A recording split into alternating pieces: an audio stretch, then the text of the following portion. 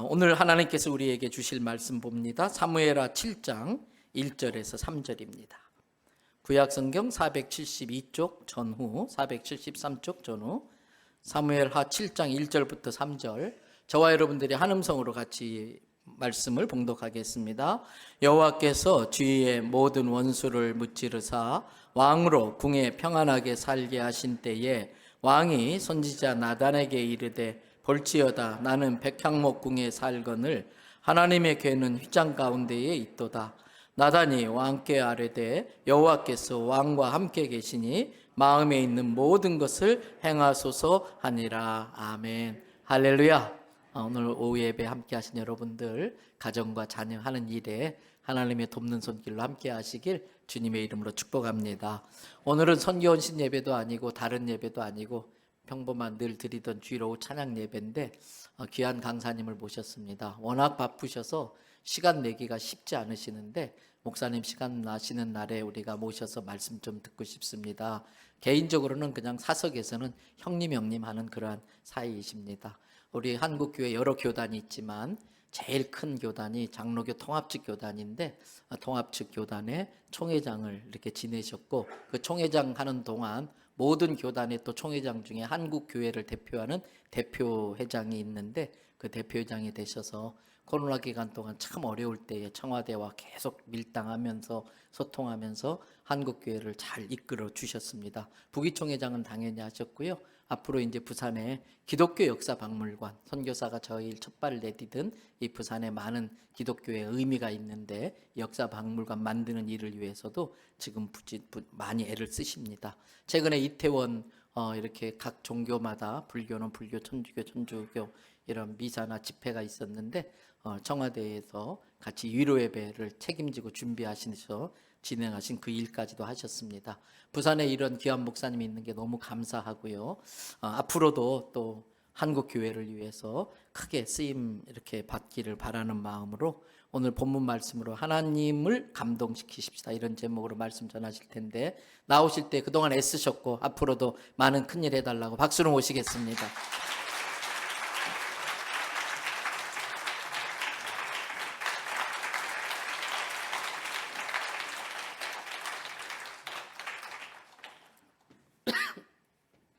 할렐루야.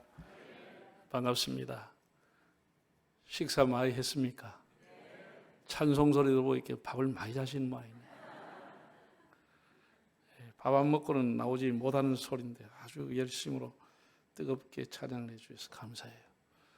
우리 사랑하는 임서국 목사님은 부산에 오셔가지고 너무나 열심으로 목회를 하고 또 많은 교회에 선한 영향력을 끼치고 보는 교회도 이렇게 크게 부흥을 내서 이렇게 예배당을 잘 지어서 너무 감사드려요. 제가 이 앞에 가끔 한 번씩 지나가면 여기에 대연성결교회가 있구나. 그걸 이제 생각을 했었는데 오늘 이제 여러분과 함께 말씀의 교제를 하게 됐습니다. 지금 전 세계의 사람들은 미국의 대통령에게 별로 관심이 없고 북한의 김정의 핵에도 관심이 없고 지금 온 세계는 어디에 관심이 있죠? 카타르에 관심이 있습니다. 월드컵에 모두 다 관심이 많습니다. 이게 이제 중동에서는 처음으로 월드컵이 열렸는데 이제 그 사막 위에다가 큰 경기장을 세우고 또 공항에서 가는 길까지 인프라 여러 가지 하는 것 때문에 전 세계 가난한 나라의 노동자들이 와서 약 6천 명 이상이 목숨을 잃었습니다. 건설 노동자로. 그렇게 생각하면 우리나라 같으면 난리가 나버리죠. 그렇게 많은 사람이 죽으면.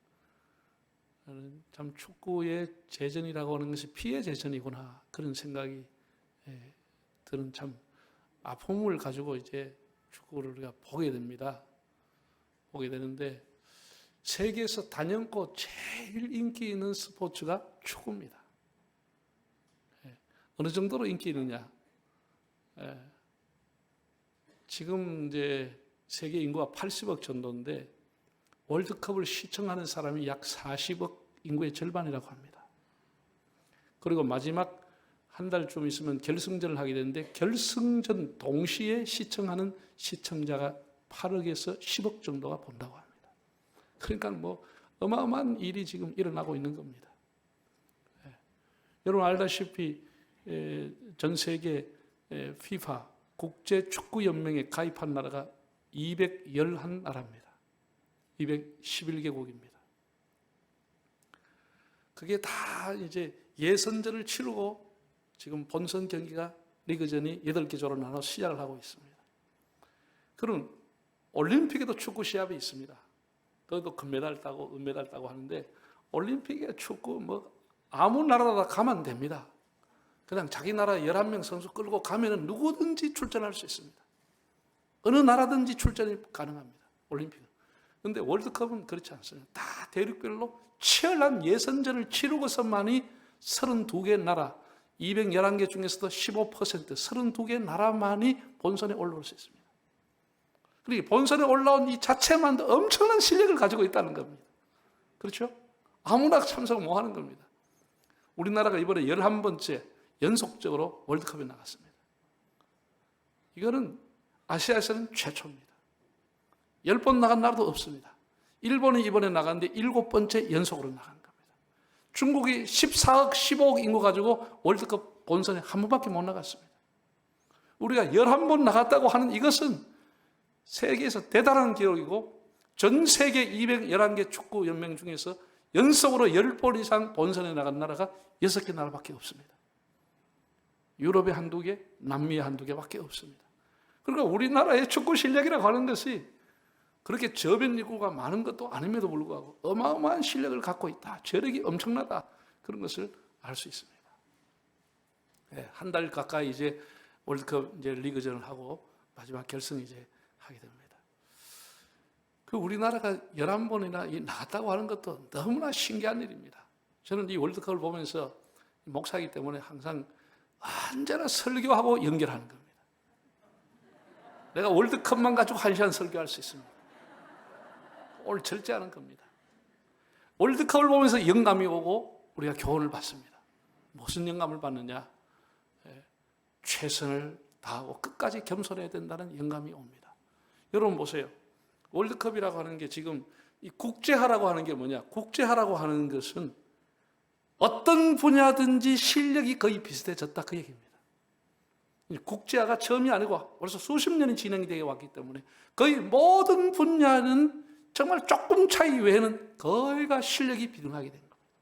선진국이라면 다 비등합니다. 우리가 반도체 좀 앞섰지만 그 미국이나 중국에다 조금 앞설 뿐이지 한순간 뺏겨버릴 수 있습니다. 거의 실력이 비등합니다. 축구 거의 비슷합니다. 과거에는 그런 정보가 없었지만 지금은 우리나라도 하면 오래전부터 해외 최고의 그런 코치를 영입해서 그 감독을 모시고 와서 훈련을 계속 세계 선수와 비슷한 훈련을 받고 있습니다. 그리고 국내에도 뛰어난 선수들은 전부 다 해외 유명한 프로 구단에 가서 뛰고 있습니다. 그래서 그 사람들이 다 어깨를 나란히 하기 때문에 그런 실력이 이제 평준화가 되어버렸습니다. 개인기 좀 한다. 그거 가지고 이길 수 없습니다. 그거 가지고 자만할 수 없습니다. 끝까지 겸손해야 되고 끝까지 최선을 다해야 됩니다. 여러분 언제 역전이 되느냐? 인저리 타임. 한 4분, 5분 정도 추가로 오버타임으로 주는 그 시간에 골이 터져가 역전이 되어버립니다. 우리가 작년에 지난번에 월드컵 했을 때 독일을 2대0으로 이겼습니다. 인저리 타임. 그 받은 몇 분 가지고 그냥 터뜨려버렸습니다. 그러니까 사람이 마지막 심판이 호각을 불어서 끝날 때까지는 끝난 게 아니고 최선을 다해야 되는 거예요. 우리 예수 믿는 사람은 자기가 받은 사명, 자기 직책 끝까지 최선을 다해야 되는 거예요. 끝까지 겸손하게 최선을 다해서 살아가야 합니다. 그 다음에 또 한 가지는 팀워크라고 하는 겁니다. 여러분 개인기 잘한다고 물론 개인기 잘하는 것도 그 팀의 자랑이 될 수 있습니다. 그럼 혼자 그 사람이 골을 넣을 수는 없는 겁니다. 누군가 패스해 줘야 되고 자기도 패스를 해야 되고 도움을 주기도 하고 도움을 받으면서 그렇게 골을 만들어가는 것이지 모든 경기장 안에는 11명 선수뿐 아니라 밖에 있는 감독과 후보 선수들, 온 국민들, 팬들 하나가 됐을 때 그 골을 만들어가는 것입니다. 그게 팀워크, 단결력, 패스력이라고 하는 거예요. 한두 사람 특출나게 잘한다고 되는 게 아닙니다. 대연 성결교회 목사님 혼자 원맨쇼 한다고 교회 되는 게 아닙니다. 장로님들 몇 사람 뭐 대단한 분이 있다, 그 교회 되는 게 아닙니다.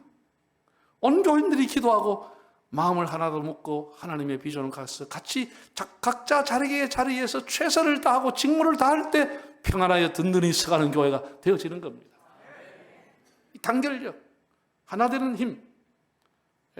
장로님들이 아무리 잘해도 그 가지고 골 내려고 혼자 단독 드립을 하면 노골 됩니다. 찬스가 오면 목사님한테 패스를 딱 해줘야 되는 거예요. 목사님 바다가 지원차 연락이 좀 하고 안수 집사한테 패스를 딱 해줘야 됩니다. 가장 좋은 위치에 있는 사람한테 패스를, 공을 던져줄 줄 알아야 그 골이 되는 겁니다. 내가 목사니까 내 혼자 골 들고 갈란다 이러면 노골입니다. 그러니까 그런 것이 딱 팀워크, 서로를 존중하고 서로를 신뢰할 때 공을 던져주는 겁니다. 내가 저 사람 던져줘 봐야 저 헛바이다 하면 안 주지요. 줄 수가 없는 거죠.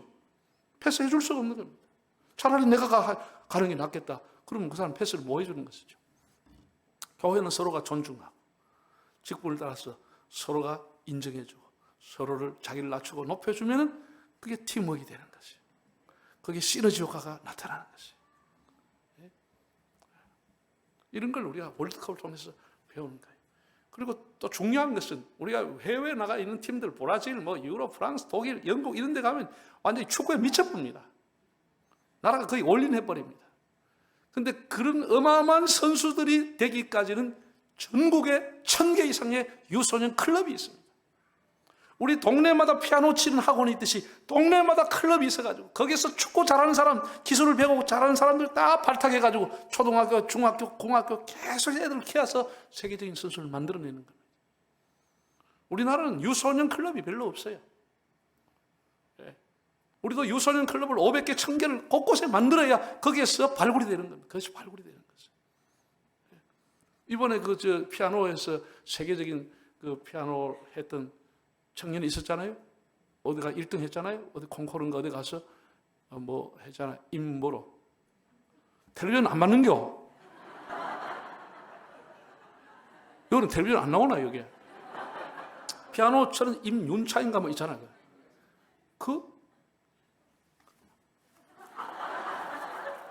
이 임윤차이가 자기 동네 피아노를 치고 선생님이 발굴한 거예요. 동네에서 선생님이 얘가 예사롭지 않다. 이렇게 해가지고 얘를 패스 해가지고 그렇게 공부를 시킨 거지. 그러니까 동네에서 공 차는 거 보면 야, 저희 같은 뭐가 될 것 같다. 이런 애들이 발굴이 되는 유소년 클럽이 곳곳에 있어야 그 탄탄하게 선수를 확보하거든요. 우리가 그 투자를 안 해요, 정부에서. 정부에서 그런 투자를 많이 해야 돼요. 이런 것을 보면서 뭘 배우느냐? 아, 교회가 다음 세대를 키워야 되겠구나. 이런 생각이 드는 거예요. 저절로 들어보잖아. 교회가 뭐 우리끼리 모여가 남아는 사람 60, 70 모여가지고 그냥 사직 사빠빠하고 라면 사 먹고 다 죽으면 교회 문 닫아버리지. 교회는 다음 세대에 투자를 해야 되는 거예요. 청년에게 투자하고 관심을 가지고 걔들에게 용기를 주고 힘을 주고 걔들은 수입은 없어요. 가면 헌금 깨져 뭐 500원 하고 1000원 하고 왔다 갔다 하지만 그런 투자를 해야 되는 거죠. 그래야 교회가 미래가 있고 튼튼하게 되는 거죠. 유소년 클럽이 곳곳에 있어야 되는 거죠.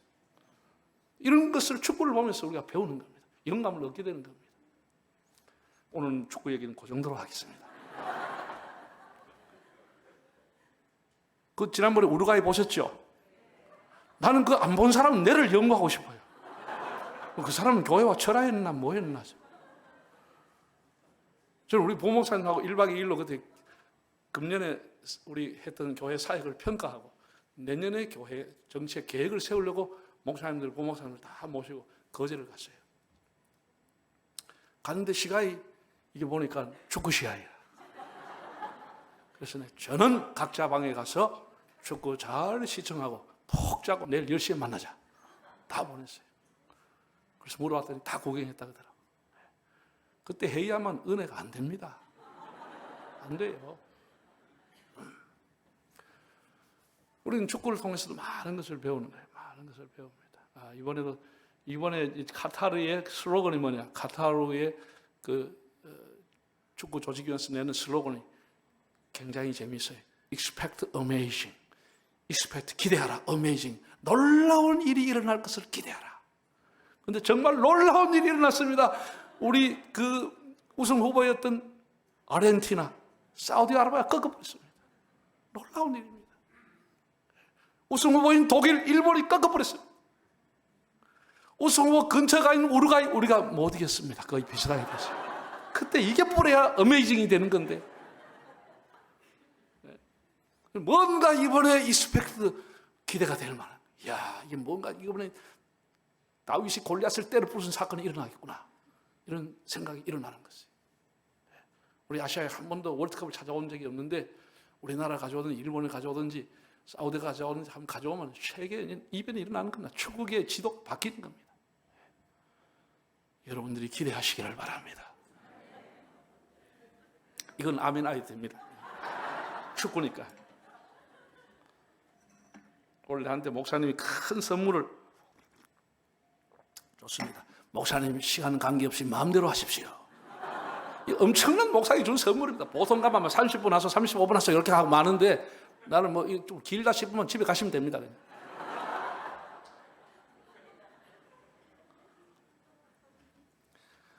오늘 이제 제목이 하나님을 감동시키자는 내용입니다.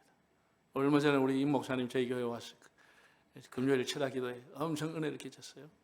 그런데 하나님을 감동시키자. 제가 이렇게 제목을 드렸습니다. 그런데 오래전에 이제 가전 3사에서 우리나라 뭐 가전품이 세 개 지금 나가 있습니다. 뭐 삼성, 뭐 LG, 뭐 이런 뭐 세 개의 이제 냉장고나 세탁기가 나가 있잖아요. 나가 있는데 고객 만족 시대를 열겠다. 제품이 고객을 만족시키겠다. 그래서 3사가 계속 경쟁을 했습니다. 그리고 얼마 시간이 가서 다시 슬로건을 바꿨습니다. 고객 감동 시대. 이 물건을 사는 사람들이 이 물건이 너무 좋다. 가성비가 좋다. 이렇게 이 물건에서 감동을 받을 수 있도록 물건을 만들자. 고객 감동의 시대를 열었습니다. 그것도 한 4, 5년 가고 난 뒤에 바꿨습니다. 지금은 뭐라고 바뀌었냐? 고객 졸도 시대라. 이 물건을 사가는 사람이 이 가격이나 이 내용을 볼 때 너무나 이게 졸도할 정도다. 세상에 이렇게 좋은 게 있냐? 이런 가격에 살 수 있겠느냐? 이렇게 AS 온 사람이 애프터 서비스를 받았을 때, 이야, 정말 너무나 깨끗하고 너무나 좋다. 이렇게 해가지고 고객을 졸도시키자는 졸도 시대가 되었습니다. 이 졸도라고 하는 것을 경상도 순수한 사투리로 하면은 장가진다는 말입니다. Do you understand? 안 들어봤어요? 보통 이러 보면, 지금 장가질 일이다. 장가진다고 하는 말이 기절을 한다. 그 얘기입니다. 그러니까 중풍이 오기 전에 오는 게 초포입니다. 초포이 먼저 와서 장가졌다가 그게 계속되면 중풍이 돼버린 거예요. 고객을 장가지게 한다. 고객을 기절시켜버린다. 그게 고객 졸도 시대입니다. 나는 성경을 보다가 엄청난 내용을 보게 됐습니다. 하나님을 졸도시킨 사람들이 있더라고요. 하나님을 장가지게 해버렸어요. 하나님. 아주 쉽게 얘기하면 아브라함 같은 사람. 아브라함이 그 아들 이삭을 하나님께서 이 사랑하는 아들 독자 이삭을 번제로 드리라. 참 눈에 넣어도 아프지 않을 그 아들을 하나님 앞에 바치는 겁니다. 그 쇼가 아니죠. 정말 묶어놓고 아브라함이 칼을 빼들었습니다. 그거 번제로 드린 걸 그냥 죽여서 그냥 한마디로 불고기로 하나님 앞에 드리는 겁니다. 칼을 빼들어 치려고 할 때 하나님이 졸도해버렸습니다. 하나님 기절해버렸습니다. 스탑! 하나님 멈추게 했어요. 하나님 너무 놀래버린 것이에요. 성경의 곳곳에 보면 위대한 신앙의 사람들은 다 하나님을 졸도시켰더라. 하나님을 감동시켰더라.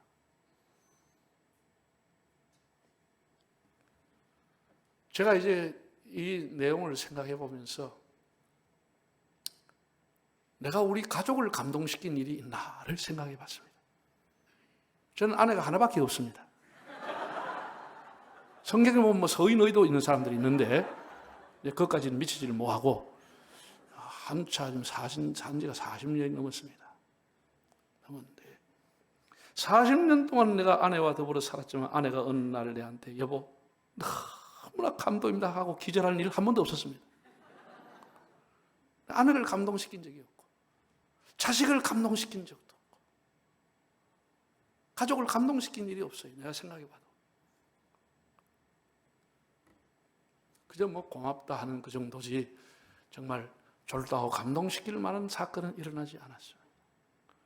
그럼 제가 목회를 지금까지 목사가 된 것만 해도 30년이 넘었습니다. 30년이 내년에 만 30년이 되나? 1983년 3월 9일 날 제가 목사가 됐어요. 안수를 됐어요. 네?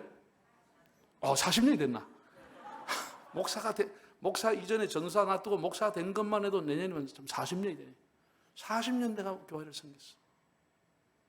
가는 데마다 예배당을 다 지었습니다. 교육관을 다 지었습니다.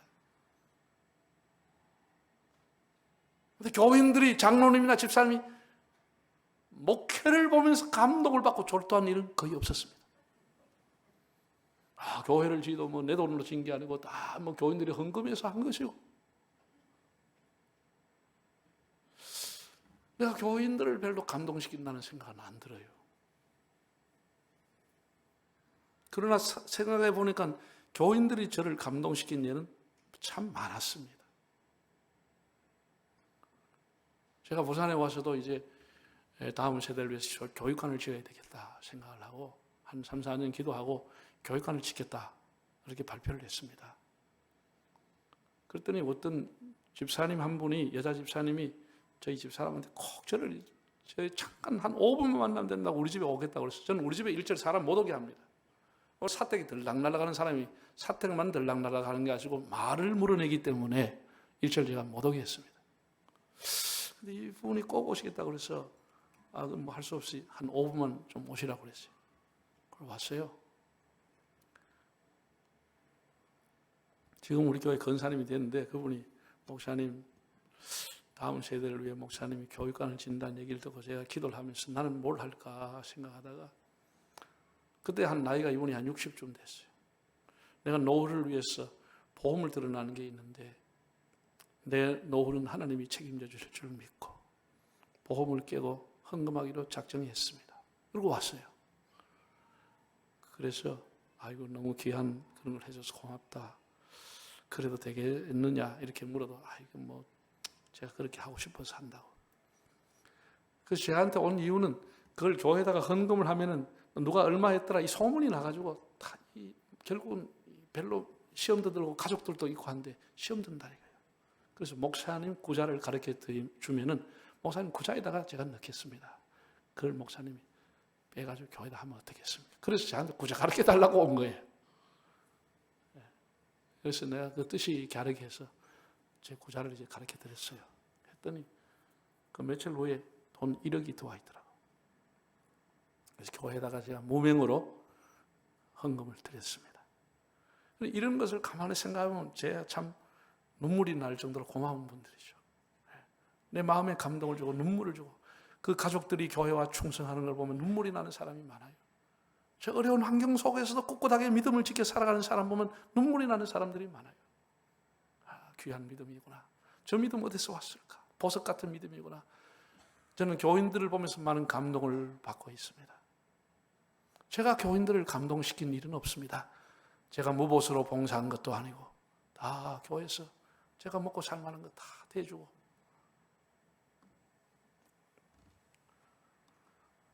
여러분들은 어떻게 살아왔습니까?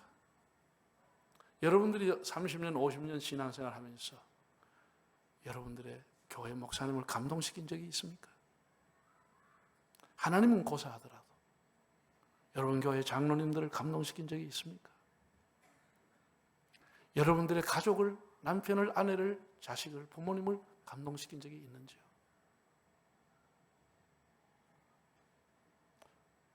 도대체 신앙생활을 어떻게 하기에 감동을 받는 사람이 없습니까? 내몰 건 내먹고 내 팔 내 흔들고 가면 아무도 감동받지 않죠. 감동은 헌신과 희생에서 오는 겁니다. 오늘 우리가 성경을 보게 되면은 다윗이라는 사람이 나와요. 다윗이라는 사람이 나오는데 이 사람이 하나님을 감동시키는 겁니다. 어떻게 감동시키느냐? 7장 1절을 보면 이렇게 나와 있어요. 여호와께서 주위의 모든 원수를 무찌르사 왕으로 공에 평안히 살게 하신 때 왕이 선지자 나단에게 이르되 볼지어다 나는 백향목궁에 살거늘 하나님의 궤가 휘장 가운데 있도다. 참 놀라운 얘기입니다. 다윗이 이런 생각을 했다는 자체가 참 놀라운 일입니다. 여호와께서 주위의 모든 원수를 무찌르고 왕으로 평안히 궁에 살게 했을 때, 평안히 살게 했을 때 선지자 나단 담임 목사에게 말하기를 나는 이렇게 좋은 집에 살고 있는데 하나님의 집이 천막 속에 있다니 이 말이 됩니까? 하나님의 집을 세우고 싶소 라고 제안했다라는 것이죠. 하나님이 대적을 다 물리치고 국태민안하고 왕에게 평안함을 줬을 때 다윗은 하나님을 생각했어요. 여러분이 여러분의 가정과 자식에게 아무런 염려와 근심이 없고 여러분의 삶이 평안할 때 여러분 뭐 하세요? 대부분의 사람은 쾌락을 쫓습니다. 여행을 가고 골프를 가고 자기 인생의 쾌락을 쫓아가지 자기에게 평안함이 주어졌을 때 하나님을 생각하는 사람 별로 없습니다. 이게 우리 가지고 있는 문제입니다. 하나님이 다윗에게 평안함을 주었을 때 하나님을 생각했더라. God first. 하나님을 생각했더라. 이게 다윗이 가지고 있는 믿음이라고 하는 거죠. 이게 하나님을 감동시키는 거예요. 정말 여러분 스스로에게 겸손하게 그리고 정직하게 물어보십시오. 자문자답해 보십시오. 여러분의 삶이 평안하면 하나님 여러분 생각하겠습니까? 그럼 뭐 할 것 같습니까?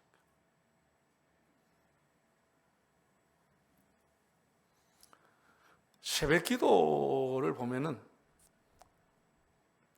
늘 나오는 사람이 새벽 기도 나오죠. 여도 뭐 그럴걸요. 낯선 사람은 아니지만은 안 나오던 사람이 새벽 기도 나와서 착 울면서 기도하면 굉장히 부담스럽습니다. 저 인간이 왜 나왔을까? 저게 왜 나왔을까?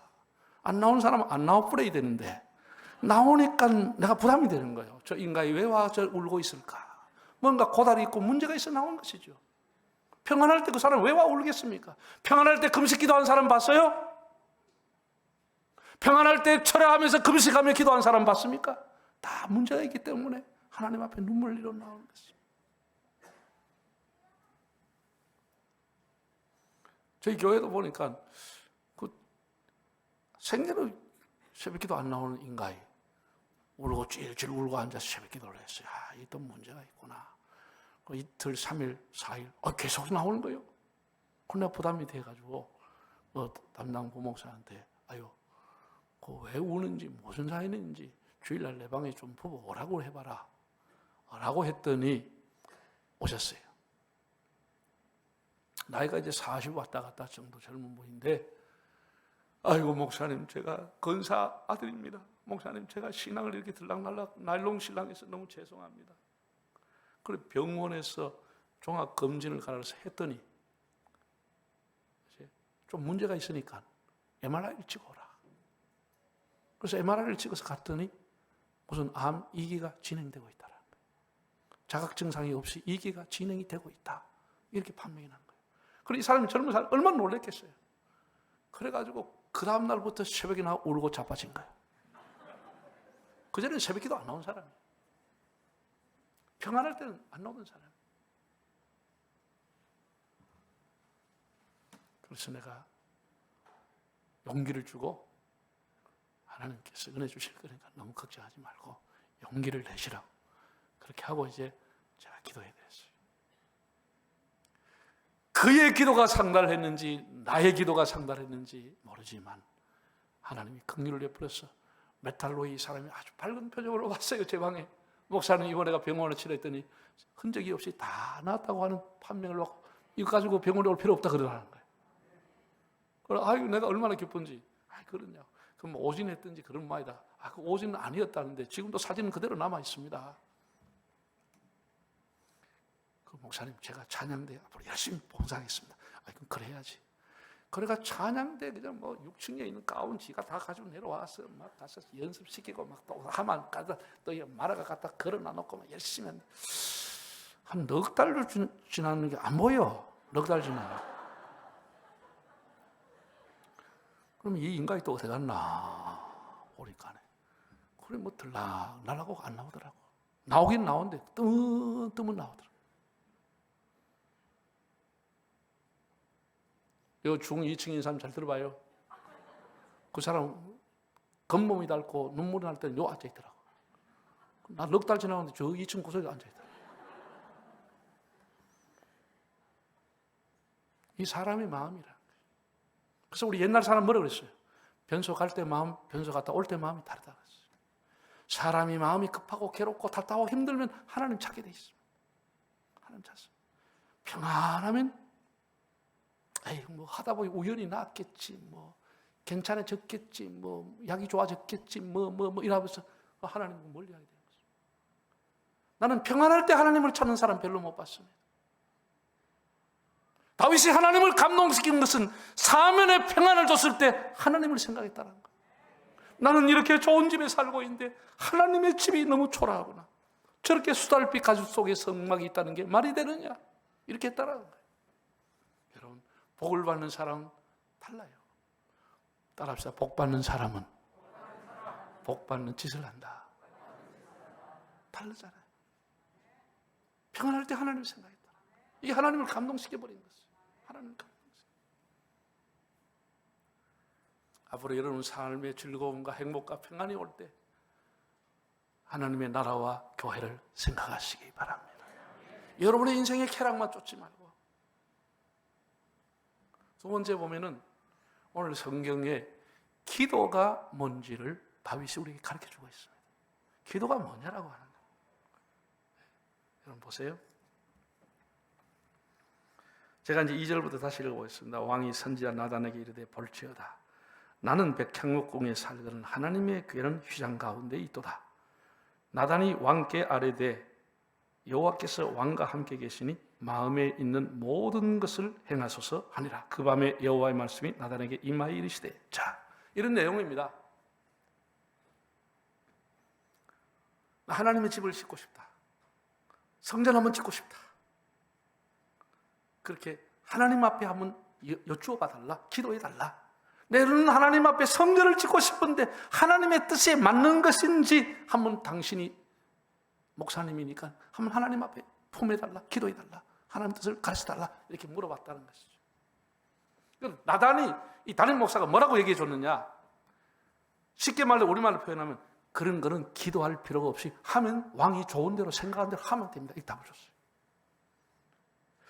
하나님의 성전을 짓고자 하는 그 마음 하나님이 얼마나 기뻐하겠냐는 거예요. 그 하나님 앞에 기도할 필요, 물을 필요 없고 그냥 하면 된다고 가르쳐줬어요. 왕이 생각한 대로 하십시오. 답을 줘버렸어요. 근데 그날 밤 하나님께서 나단에게 아니라고 했습니다. 아니라고 했습니다. 만약에 다윗이 기도하지 않고 생각한 대로 성전을 하나님이 기뻐하실 거라는 추측과 믿음을 가지고 지었다고 하면 그 성전은 하나님 앞에 애물단지가 되고 마는 것입니다. 왜? 하나님의 뜻이 아니었기 때문에.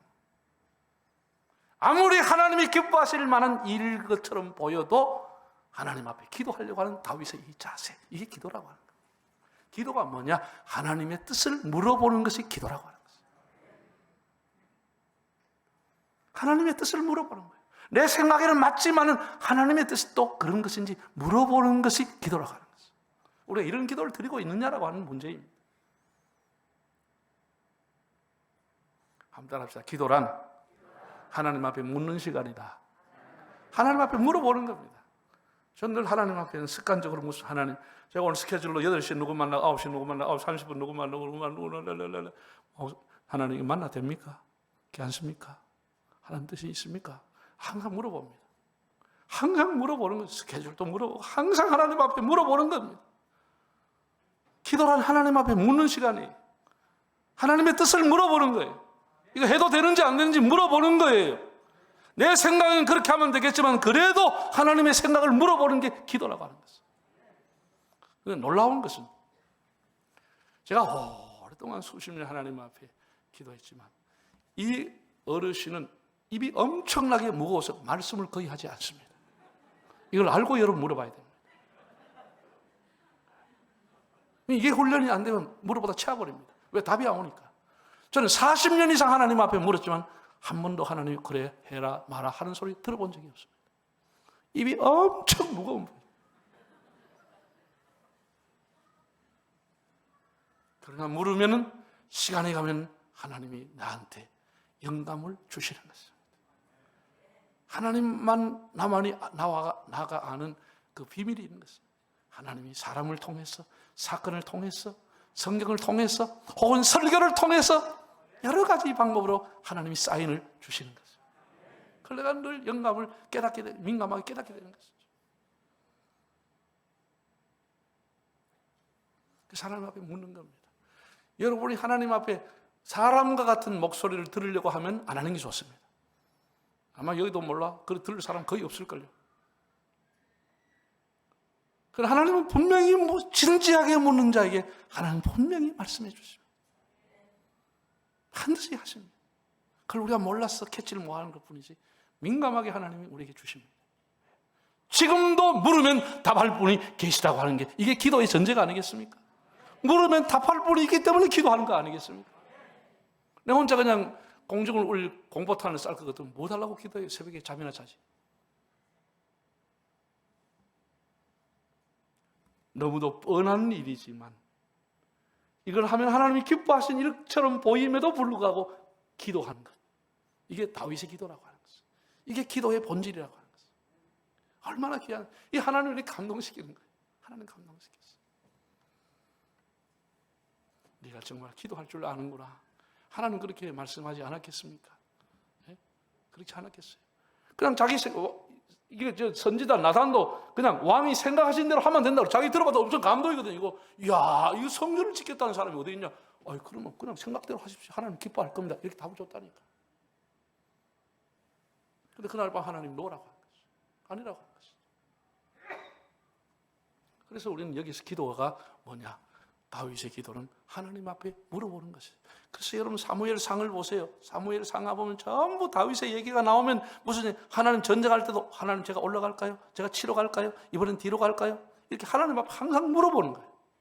다윗은 항상 물었습니다. 그때마다 하나님이 그에게 올라가라, 뒤로 가라, 다 이렇게 하나님 말씀해 주었습니다. 기도가 뭔지를 다윗이 하나님을 감동시킨 거예요.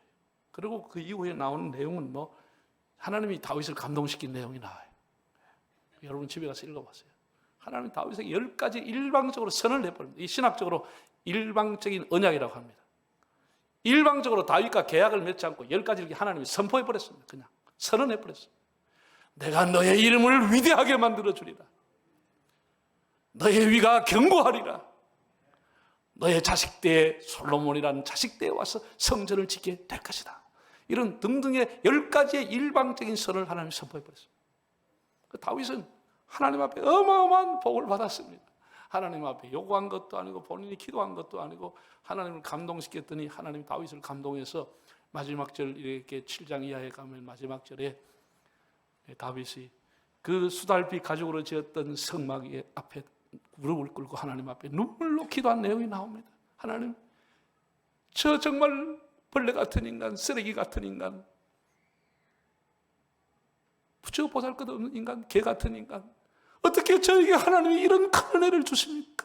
이 종이 감당할 수 없는 복을 주셨으나 하나님의 뜻대로 되시기를 바랍니다. 그러면서 그 하나님의 축복을 받아들인 다윗의 눈물의 기도가 나와 있습니다. 그래서 다윗은 위대한 사람이 됐죠. 성경에 그 이름 800번 정도가 나오는 위대한 사람이 됐습니다. 구약에 그 수많은 사람이 있지만 신학을 시작하는 첫 절 뭐라고 되어 있죠? 아브라함과 다윗의 자손 예수 그리스도의 족보라. 그 수많은 구약의 위대한 인물이 있지만 아브라함과 다윗 두 사람에게서 예수님이 탄생했다. 이렇게 다윗의 이름이 나와 있는 것입니다. 마태복음 1장을 보면 전부 다 이름만 나와 있지 왕이라고 하는 호칭을 주어진 사람은 다윗 한 사람만 왕으로 나와 있습니다. 다윗 왕이 이새는 다윗 왕을 낳으니라. 다른 사람 다 히스기야가 너가 누가 나 이름만 나와 있어. 다윗만 왕으로 나와 있는 거예요. 하나님을 감동시켰더니 하나님이 다윗에게 어떤 복을 주셨느냐? 왕 중에 왕이 되는 복을 주신 것이에요. King of Kings. 여러분 왕 중에 왕이 누구예요? 성경에서 수많은 남쪽 유다의 22명의 왕과 북쪽 유다의 북쪽 이스라엘의 21명의 왕이 있었지만 왕 중의 왕은 다윗입니다. 어떤 사람도 부인하지 못합니다. 그래서 그를 성군이라고 불러줍니다. 우리 조선시대에 23명의 왕이 있었지만 왕 중의 왕이 누구예요? 10,000원짜리.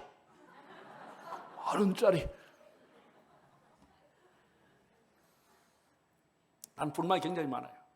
그 10,000원에 대해서. 10,000원, 5,000원, 1,000원, 50,000원이 전부 조선시대 사람밖에 사람이 없는지. 우리 근세사를 이루었던 이승만 대통령이나 김구구 선생님이나 이런 분들도 좀 넣으면 좋을 거 아니에요? 꼭 한시대 그냥 조선시대만 갖다 이어놨어요. 내 생각입니다.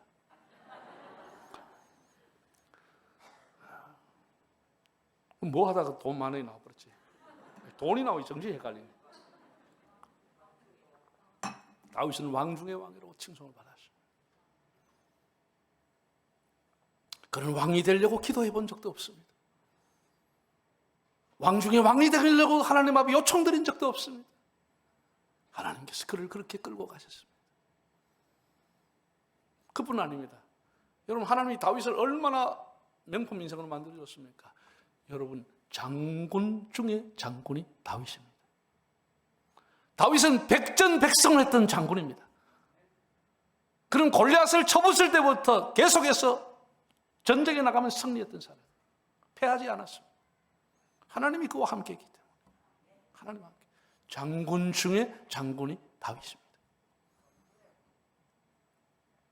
그 다음에 보면은 시인 중에 시인이 다윗입니다. 내가 이것만 해도 몇 번 설교할 수 있어요.